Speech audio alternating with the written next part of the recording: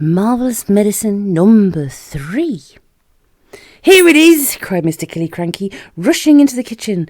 "1 carton of flea powder for dogs and 1 tin of brown shoe polish."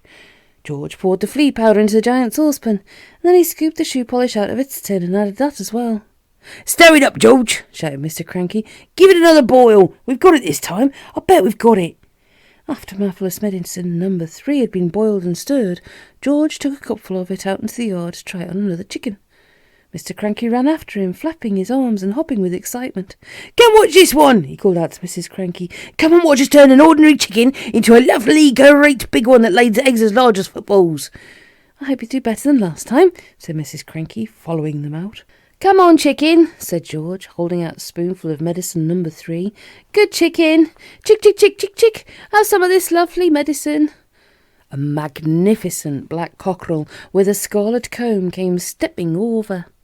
The cockerel looked at the spoon and it went back.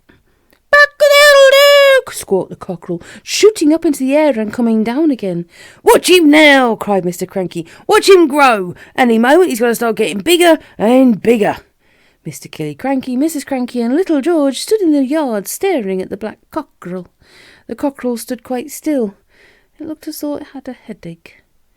"What's happening to its neck?" Mrs. Kranky said. "It's getting longer," George said. "I'll say it's getting longer," Mrs. Kranky said. Mr. Kranky for once said nothing. "Last time it was the legs," Mrs. Kranky said. "Now it's the neck. Who wants a chicken with a long neck? You can't eat a chicken's neck." It was an extraordinary sight. The cockerel's body hadn't grown at all, but the neck was about 6 feet long.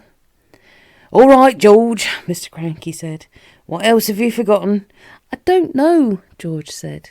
"Oh, yes, you do," Mr. Kranky said. "Come along, boy. Think. There's probably just one vital thing missing, and you've got to remember it." "I put in some engine oil from the garage," George said. "Did you have that on your list?" "Eureka!" cried Mr. Kranky. "That's the answer. How much did you put in?" "About half a pint," George said. Mr. Kranky ran to the garage and found another half pint of oil. "And some antifreeze," George called after him. "I sloshed in a bit of antifreeze."